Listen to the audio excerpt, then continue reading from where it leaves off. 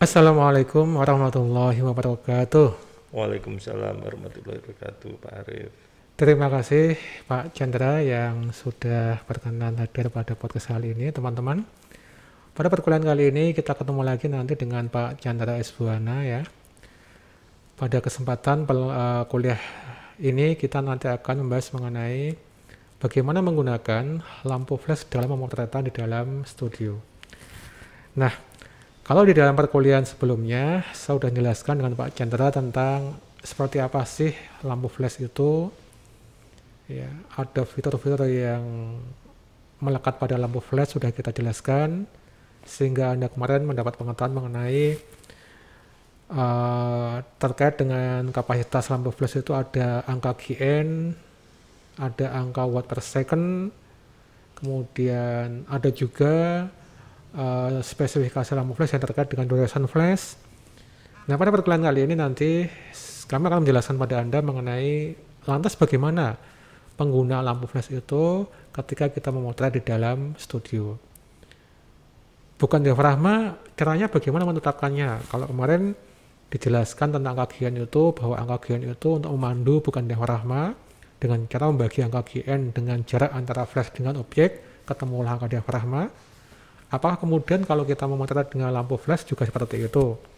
Oke, pertanyaan Anda tentang hal itu akan kita jawab pada perkuliahan hari ini. Untuk lebih jelasnya, sekarang kita amati dulu ya video yang sudah saya buat dengan Pak Chandra terkait dengan pengguna lampu flash dalam pemotretan dalam studio kali ini. Kita lihat dulu videonya teman-teman.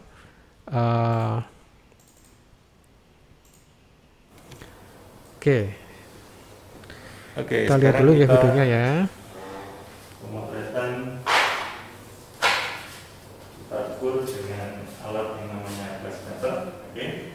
Nah, tapi bagaimana perbedaan antara dua lighting ini akan kita lihat. Coba seberapa kekuatan masing-masing. Ya, ini adalah mainannya dengan lampu, kita namakan lampu A, dan ini filternya dengan lampu B. Oke, sekarang mainannya dulu.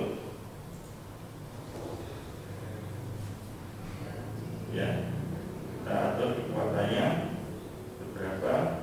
Ya, ini kita pasang pada kekuatan full power.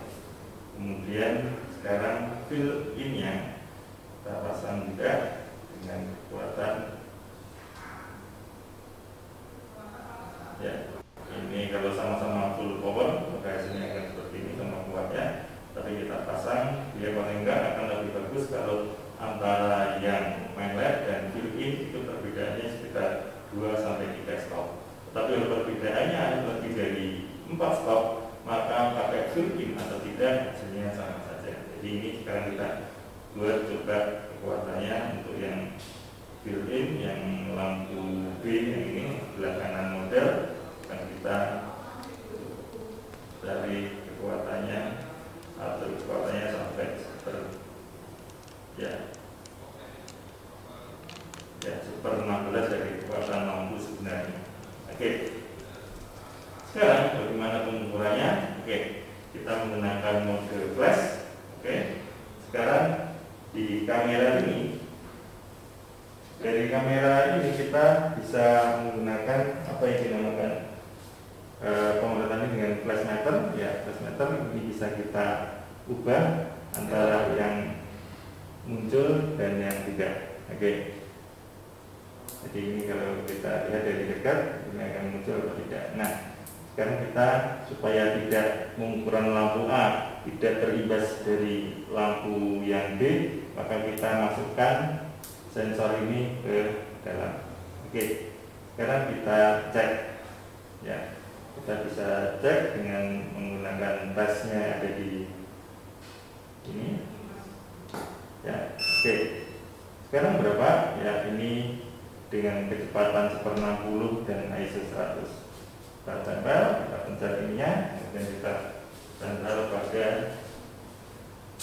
ID model. Ya, ini berapa? Ya, ternyata 16. Oke. Kemudian ini magnetnya. Sekarang fill-nya berapa? Fill-nya kita cek juga. berapa? Ya, dia 1/8. Dia bukaannya 8. Jadi ada perbedaan antara main light dan fill-in, kurang lebih ada 2 stop. Jadi dari 8 ke 11 1 stop, 11 ke 16 2 stop. Oke, sekarang bagaimana mengukurnya? Jadi tidak hanya pipi saja, tetapi juga badannya, sampai mana yang terlihat di kamera. Oke, semuanya akan diukur. Begitu juga fill-in-nya akan diukur juga untuk bagian-bagian yang terkena atau tertangkap oleh kamera. Oke, demikian. Terima kasih. Selamat sore. Oke, teman-teman. Agak ribut tadi ya videonya ya Pak Chandra ya, nggak apa-apa gitu kan. Oke, baik Pak Chandra. Tadi kita udah menjelaskan pada teman-teman melalui video tadi itu tentang penataan lampu flash di dalam pemotretan ya. Tadi contohnya itu penjelasan tadi itu kita menggunakan 2 lampu flash Pak Chandra ya. Iya. Yang di dalam video tadi itu ada 2 lampu flash yang kita gunakan ketika kita memotret model gitu ya. Tapi itu bukan model beneran itu ya. Model paling ganteng. Nah, oke Pak Chandra. Tadi sudah sempat kita singgung tentang ada main light, ada fill-in light. Kita refresh sebentar aja ini tentang main light, tentang fill-in light. Main light itu sebetulnya pengarutan prinsipnya apa Pak Chandra?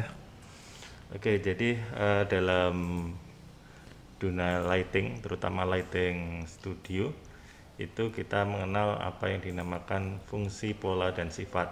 Nah, fungsi itu ada main light, ada fill-in light, dan ada effect light.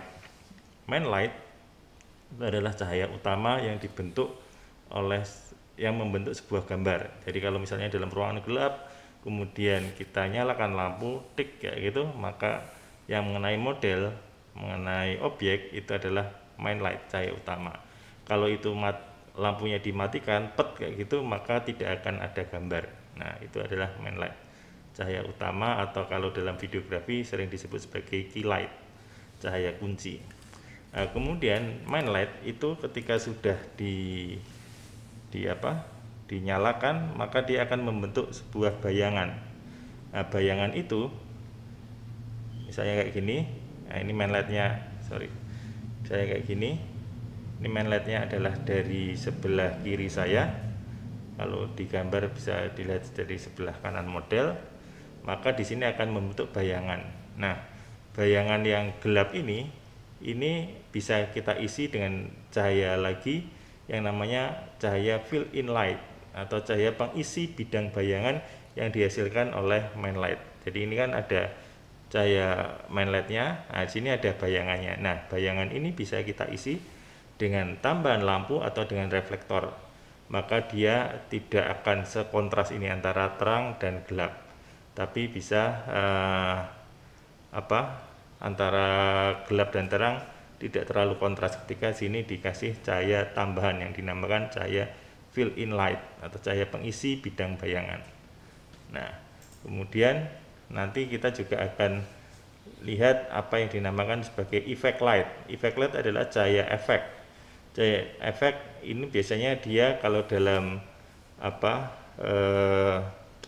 dilihat dari atas, maka dia ada di belakang atau 180 derajat di kanan kiri dari modelnya. Jadi misalnya ini, kalau backgroundnya ini hitam, maka akan kelihatan di sini ada rim lightnya, ada hair lightnya.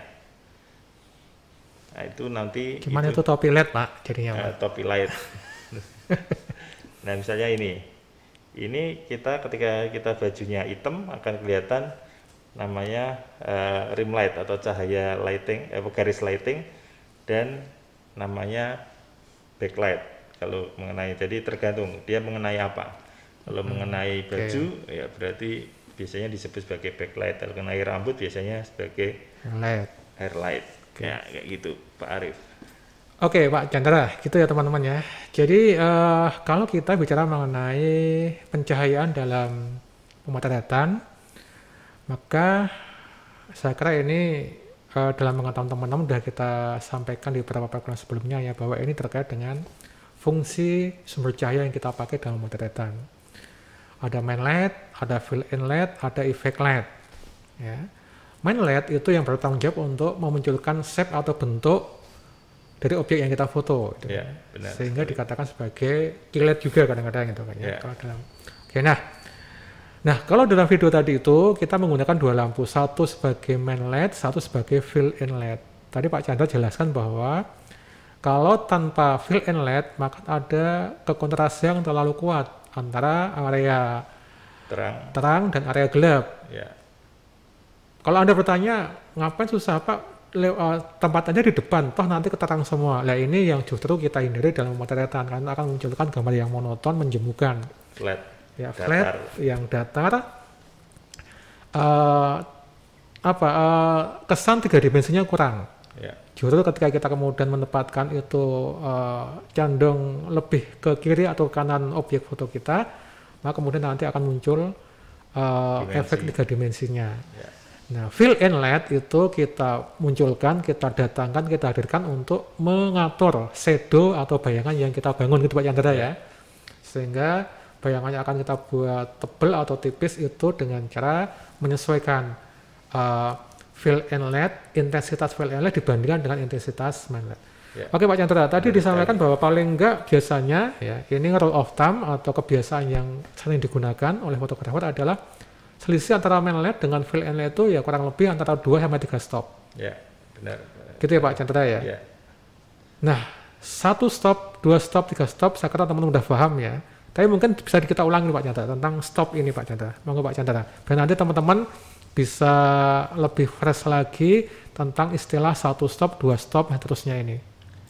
Ya, benar Pak Arief. Jadi kalau kita misalkan motret dengan perbedaan antara cahaya utama dan cahaya pengisi itu perbedaannya 1 stop, maka akan terlalu rata, akan terlalu flat. Biasanya 2 sampai 3 stop. Kalau 1 stop terlalu tipis sehingga nggak begitu kelihatan bayangannya Pak ya? Ya, sebenarnya bayangan itu kita butuhkan untuk membuat dimensi biar gambarnya akan lebih bagus. Tetapi kalau perbedaannya lebih dari 4 stop, pakai fill-in atau tidak pakai fill-in sama sekali itu tidak pengaruh karena sudah terlalu jauh. Jadi mending nggak usah memakai fill-in karena perbedaannya yang terlalu jauh kalau sampai 4 stop. Kalau 4 stop nggak ngefek, artinya fill-in itu nggak ada efeknya ya Pak ya pada pengisian. Oke. Karena sangat tipis. Oke. Jadi kalau nanti teman-teman ya, jadi memang rentangnya itu bergerak antara 2 sampai 3 stop ya. Ya, kalau benar. Nanti kurang dari 2 stop, kalau kita taruh dalam angka 1 stop nanti shadow-nya terlalu tipis. Ya, shadow-nya terlalu tipis. Terlalu tipis itu apa? Bayangannya nggak begitu kelihatan gitu kan ya. Area gelapnya nggak terlalu beda dengan area terangnya gitu ya. Tapi sebaliknya kalau kita mengatur fill-in itu intensitasnya selisihnya melebihi 4 stop, maka nanti area gelapnya akan terlalu tebal, kayak nggak diberi fill-in gitu Pak ya. Oke. Oke, baik. Oke Pak Chandra. Tadi teman-teman udah melihat ya, kaitannya dengan selisih 1 stop, 2 stop, 3 stop ini berarti terkait dengan intensitas cahaya pada masing-masing sumber lampu yang kita pakai. Gitu ya. Nah, tadi udah kita jelaskan bahwa untuk mengetahui intensitas cahaya lampu flash yang kita gunakan di studio foto, itu kita tidak lagi menggunakan rumpus angka GN gitu kan ya. Tapi kita menggunakan alat yang disebut sebagai flash meter. Ini adalah alat yang kita pakai untuk mengukur intensitas cahaya yang dihasilkan oleh lampu flash yang kita pakai. Gitu ya. Nah, dengan menggunakan flash meter kita menjadi tahu berapa bukaan yang harus kita pakai untuk masing-masing sumber cahaya yang kita gunakan. Lampu flash yang menjadi main LED itu dengan pengaturan intensitas yang kita udah atur itu menghasilkan kekuatan tertentu. Lantas kita ukur dengan flash meter untuk mengetahui berapa bukaan yang harus kita gunakan. Begitu pula untuk yang main LED. Gitu. Nah, tadi ketika kita menggunakan flash meter, Pak Chandra, ada nggak prinsip-prinsip aturan ya teknik yang mesti kita perhatikan ketika kita menggunakan flash meter, Pak Chandra? Ya, kalau dalam penggunaan flash meter itu adalah dia ada yang namanya penggunaan untuk mengukur flash dan juga penggunaan untuk mengukur continuous light. Continuous light seperti yang kita pakai ring light ini adalah continuous light, dia akan nyala terus. Ketika flash dia akan nyala kemudian mati. Nah, itu perbedaannya. Jadi di situ bisa di setel apakah kita akan menggunakan flash atau gambarnya biasanya lambangnya kayak logo PLN itu dan lambang matahari. Matahari itu yang continuous light. Kita bisa ukur di situ. Nah, kemudian ketika kita mengukur itu ada ukuran apakah kita mengukur ukuran langsung atau indirect. Jadi direct misalnya ini sensornya ada di sini, ketika kita tempelkan dia akan langsung cahaya itu mengenai ini.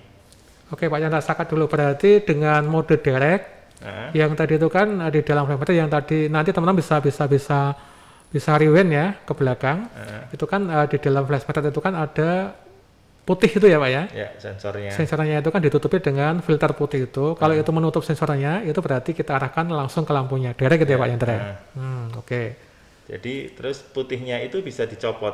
Jadi, dicopot, kemudian reflected. Jadi pengukuran indirect atau reflected. Jadi ketika ini di permukaan yang gelap, pasti dia cahayanya tidak akan 100% dipantulkan ke flash meter, tapi diserap. Jadi itu ketika kita reflected itu sebenarnya pengukuran yang lebih presisi daripada direct. Direct ini mau permukaan yang putih mau permukaan yang hitam sama aja. Kayak Pak Haryadi Arif ini dia menggunakan baju putih sama celana hitam, ini ketika diukur dia akan sama aja. Karena apa? Karena direct cahayanya lampu. Tapi kalau reflected maka akan perbedaan karena reflected itu dari objeknya lampu ke objek kemudian dipantulkan. Tentunya yang putih akan memantulkan lebih banyak, lebih terang daripada area yang gelap. Kayak gitu.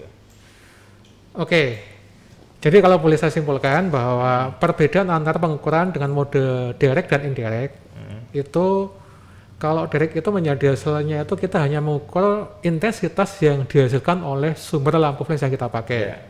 Sementara kalau indirect itu kita mengukur intensitas cahaya yang dipantulkan oleh objek foto. Nah teman-teman, jadi gini ya, pahami bahwa ingat yang akan menggambar dalam sensor kamera itu adalah cahaya yang dipantulkan oleh objek foto kita.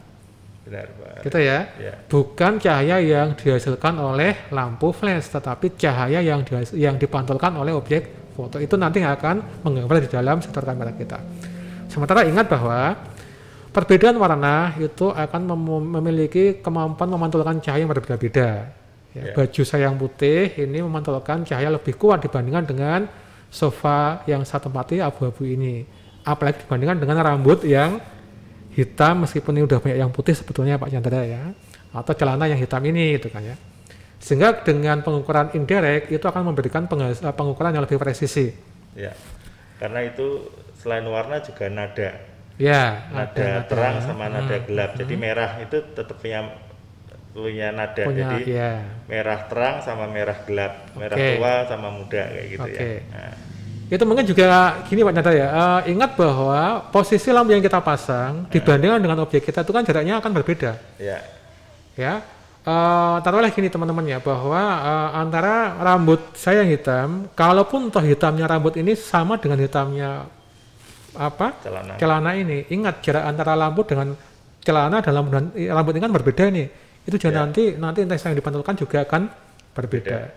Sehingga penggunaan flash meter dengan indirect itu memang akan memberikan hasil ukuran yang lebih akurat. Bukan berarti bahwa direct itu nggak akurat ya.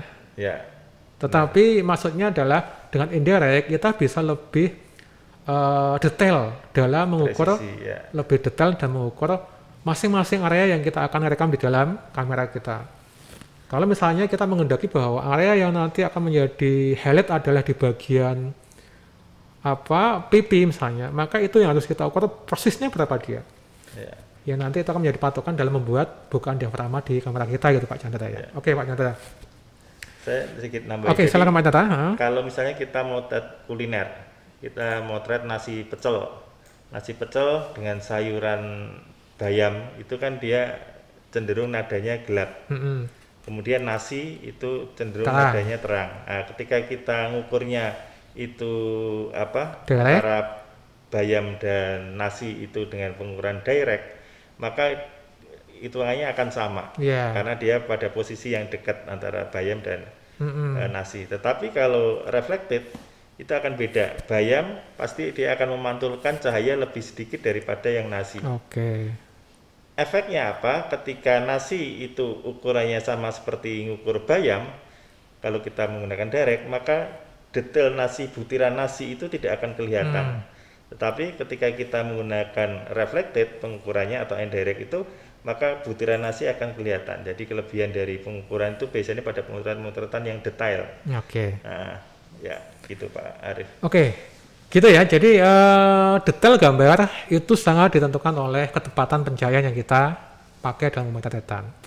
Kalau Anda memotret dengan pencahayaan yang Anda pasang, kemudian pengaturan kamera Anda itu menghasilkan pencahayaan yang over, maka detailnya hilang. Begitupun sebaliknya.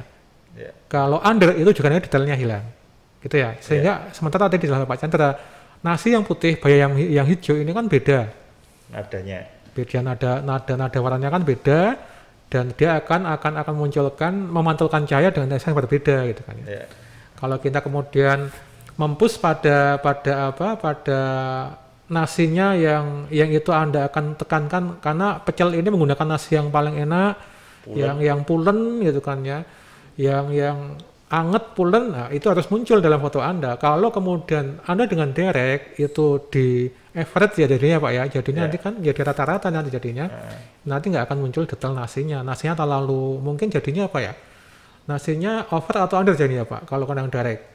Kalau ukuran direct menjadi, kalau disamakan dengan bayam berarti dia over ya, karena dipaksa untuk mengikuti nadanya bayam yang gelap. Iya. Padahal kan nasi kan lebih terang gitu kan ya. Gitu ya teman-teman ya. Oke Pak, terima kasih. Baik. Kemudian terkait dengan penggunaan flash method ini, tadi kita juga melihat bahwa untuk mengetahui tadi kan teman-teman saksikan di video ya, bahwa ada main LED, ada fill-in LED.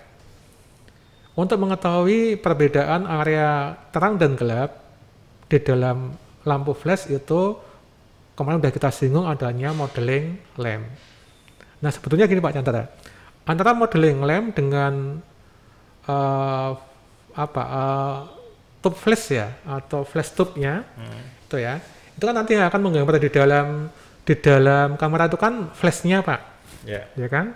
Modeling lamp kan hanya kita pakai untuk mengetahui jatuh bayangan, mengetahui arah pencahayaan seperti apa, efek pada area yang kita arahkan seperti apa. Terus memperkirakan bahwa efeknya nanti itu sama linear dengan flash, gimana Pak Chandra? Efeknya? Ya, kalau efeknya nanti akan kelihatan ketika, jadi kalau pencahayaan itu kenapa harus ada modeling lamp dan ada pencahayaan flash? Karena modeling lamp kita akan tahu bidang jatuh bayangannya akan di mana. Tetapi misalnya ini, sebentar saya nyalakan lampu flashnya.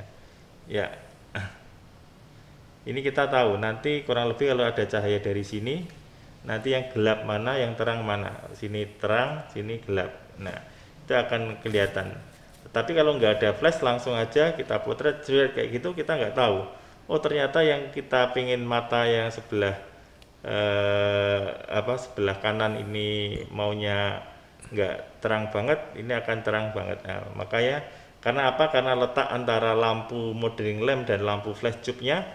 Jadi modeling lamp biasanya dia ada di tengah, kemudian flash tube-nya dia bulat kayak ring light kalau kita sering tiktokan kayak gitu. Nah, itu akan kelihatan bahwa ada perbedaan sangat dekat ini, dan dia dalam satu reflektor, maka dia akan bidang jatuhnya akan sama. Kelebihannya kayak gitu. Ya. Baik, gitu ya teman-teman ya. Jadi posisi Ya, posisi modeling lamp itu adalah sebuah lampu pijar, ya, lampu tungsten yang dia menghasilkan continuous light. Kenapa continuous light? Karena kita butuhkan untuk mengetahui efek cahayanya. Jadi nanti cahaya itu, oh jatuhnya arah sini, oh yang sebelah sini nggak kena, itu nanti bisa kita amati karena dia continuous light. Nah, posisi pemasangan modeling lamp yang berupa lampu tungsten tadi itu sama dengan posisi pemasangan lampu flash dalam lampu flash studio tadi itu, sehingga kurang lebih nanti dari arah jatuhnya area cahaya itu sama, hitungannya sama karena dia menggunakan reflektor yang sama. Kemudian dari sisi intensitasnya, lampu flash itu sudah dibuat bahwa ketika kita mengubah intensitas modeling lamp, maka otomatis intensitas lampu flashnya juga berubah dengan tingkatan yang sama gitu Pak Chandra ya. Yeah. Dengan tingkatan sama. Kalau kita menurunkan modeling lamp, maka lampu flash juga nanti akan ikut turun intensitasnya, kekuatannya sama dengan penurunan pada modeling lamp.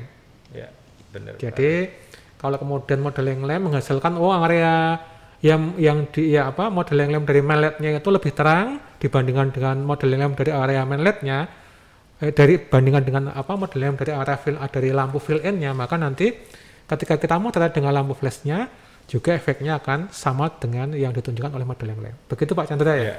Benar sekali Pak. Oke Pak Chandra. Baik, kemudian tadi soal flash tube itu udah kita jelaskan pada kemarin ya, perkuliahan sebelumnya, bagaimana mengatur intensitasnya itu udah kita jelaskan. Nah mungkin satu lagi Pak Chandra, Pak. Penggunaan flash meter, ya, sikap atau perilaku fotografer ketika menggunakan flash meter kan berarti kita harus hati-hati dalam pengertian gini Pak Chandra. Ada lampu yang kita pasang mengarah pada objek, ya kan ya. Mestinya penempatan diri fotografer ketika sedang mengukur itu yang bagus yang seperti apa Pak Chandra. Jangan-jangan nanti ada fotografer yang mengukur intensitas cahaya pada objeknya, tapi dia menghalangi objek dari lampu yang mengenainya. Jadi gimana Pak Chandra? Ya, jadi gini. Jadi kita harus tahu sumber cahayanya di mana, objeknya di mana. Jangan sampai kita mengukur objek membelakangi lampu. Jadi objeknya kita ukur tapi lampu ada di belakang kita. Otomatis lampu yang sedang kita ukur tidak akan mengenai objek. Terhalang oleh kita ya? Ya, terhalang oleh kita yang mengukur. Nah, lebih baik kita ada di depan modelnya, kemudian kita ukur dari kanan, dari kiri, dan ukurnya kalau bisa nempel di wajah, alatnya yang nempel, bukan tangannya ya. Ya, hati-hati. Itu biasa Pak Chandra kali itu. Oh enggak, saya anak alim. Jadi tempelkan di alatnya di. Kenapa harus ditempelkan? Supaya lebih presisi. Jadi seberapa yang ditempelkan, apakah wajah aja? Yang utama memang wajah ketika kita motret model, tetapi yang nanti akan masuk ke kamera itu harus kita ukur semua. Misalnya kita setengah badan sampai paha, ya mulai dari paha sampai wajah sampai rambut itu harus keukur semua. Itu akan yang lebih presisi. Ya, yang tidak, misalnya sepatu yang tidak kena kamera, yang tidak ketangkap kamera nggak usah diukur. Kita cari alasan kalau sepatu segala Pak Chandra. Baik Pak Chandra. Kenapa? Karena ingat bahwa jarak antara lampu dengan objek itu kan menentukan intensitas cahayanya gitu Pak ya. Kalau misalnya ada di atas kok ini menghasilkan angka diafragma 6, tapi di bawah kok menghasilkan angka diafragma misalnya 5,6, bawahnya kok 3,5 misalnya. Karena bisa jadi karena arah lampunya yang kurang tepat gitu Pak Chandra. Kita harus menata lampunya, men-setting lampunya itu harus rata. Jadi jangan lampunya kayak gini. Kalau lampunya kayak gini. Sebentar Pak, kayak gini kelihatan Pak, sebentar Pak. Ya, lampunya. Jadi jangan sampai nanti penata lampunya itu menempatkan objeknya itu. Modelnya, lampunya jangan kayak gini. Lampunya kayak gini terus terang yang kena paling kuat yang atas ya. Yang atas. Kalau yang bawah karena kena daerah sini dia paling lemah. Makanya harus paling enggak sejajar kayak gini. Lampu dengan modelnya seberapapun dia harus sejajar. Oke. Oke, gitu teman-teman ya. Jadi memang sekali lagi bahwa intensitas cahaya yang akan sampai pada objek itu tidak semata-mata dipengaruhi oleh seberapa kuat kita mengatur nyalanya lampu flash tadi itu. Tadi kan udah jelaskan kemarin kan, ada mau pakai full atau setengahnya atau seperempatnya, tidak hanya itu aja, tetapi ingat bahwa jarak antara lampu dengan objek itu menentukan intensitas yang akan diterima oleh objek yang kemudian akan dipantulkan ke kamera kita. Sehingga tadi kalau Anda memasang lampu itu antara area yang Anda foto atas dan bawah terlalu jauh, nanti jelas nanti yang bawah akan mendapatkan intensitas cahaya yang semakin lemah dibandingkan dengan yang atas. Oke, satu lagi Pak Chandra. Kalau ada 2 lampu atau bahkan mungkin lebih, bisa sampai 3 lampu, itu kan nanti kita kan sebenarnya ketika mengukur, itu kan direct ataupun indirect, itu kan kita arahkan kepada satu sumber lampu Pak. Tadi seperti saya contohkan tadi itu Pak Chandra mengukur secara direct ke arah main LED, setelah itu kemudian ke fill-in LED. Nah, bagaimana caranya untuk kemudian mengetahui bahwa yang terukur ini betul-betul efek dari atau intensitas dari main LED-nya aja, tidak terpengaruh oleh fill-in-nya. Caranya bagaimana Pak Chandra? Oke, terima kasih. Jadi ada cara dengan cara kita matikan lampu yang lain dulu. Jadi kita akan mengukur main light, maka kita matikan semua lampu yang lain. Jadi fill sama effect kita matikan dulu, supaya kita tahu benar-benar main light-nya mengenai mana saja. Dan jadi main light itu adalah harus lampu yang punya intensitas paling kuat, itu kuncinya di situ. Fill in, namanya fill, dia cuma pengisi, maka dia harus lebih rendah kekuatannya, intensitas cahayanya daripada main light. Sedangkan efek atau effect light itu tergantung kita, efeknya mau gimana. Kalau kita mau motret model dengan rambut mau dibuat orange kayak gitu, dengan pencahayaan lampu dikasih filter orange, maka efeknya itu harus kuat, maka dia boleh lebih daripada main LED. Nah, jadi tergantung dari penggunaan seperti apa. Dan juga ketika kita pengen jualan rok yang ada pliskirtnya, ada garis-garisnya, itu cahayanya harus lebih kuat supaya pliskirtnya kelihatan. Nah, jadi tergantung kita mau mainnya apa. Ada brosnya di leher kayak gini, ya kita kasih pencahayaan khusus untuk bros itu. Dengan lampu yang lebih sempit arahnya. Jadi itu tadi itu nanti kaitannya dengan konsep blocking pencahayaan. Dan teman-teman ingat bahwa masing-masing sumber lampu itu kita arahkan untuk mengenai satu area tertentu, gitu ya. Sehingga jangan sampai nanti penempatan cahaya, kemudian pemilihan covering pencahayaannya itu nanti tidak sesuai dengan yang kita harapkan. Gitu kan Pak Chandra ya?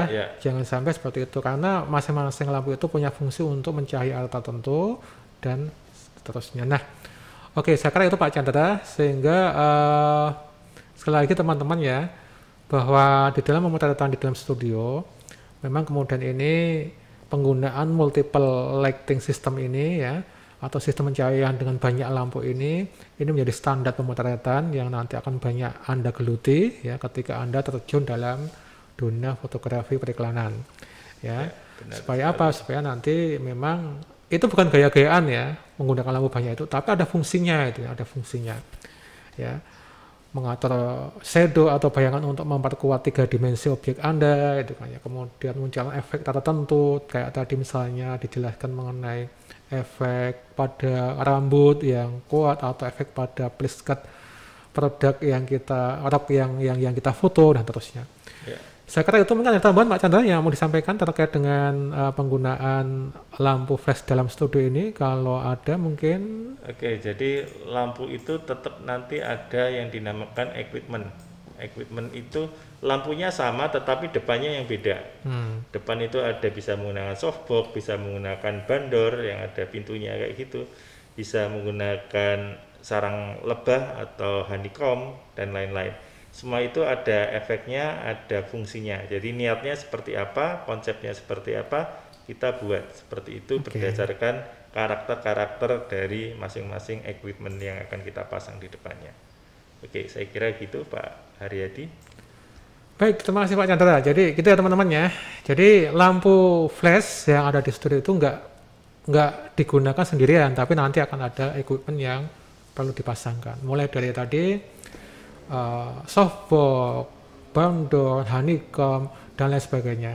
Ya, nah nanti itu akan kita jelaskan pada perkuliahan yang lain ya, penggunaan softbox, kemudian umbrella misalnya, dan terusnya. Saya kira itu mungkin Pak Chandra ya, yang bisa kita jelaskan pada perkuliahan kali ini. Terima kasih Pak Chandra dan teman-teman yang ada di rumah.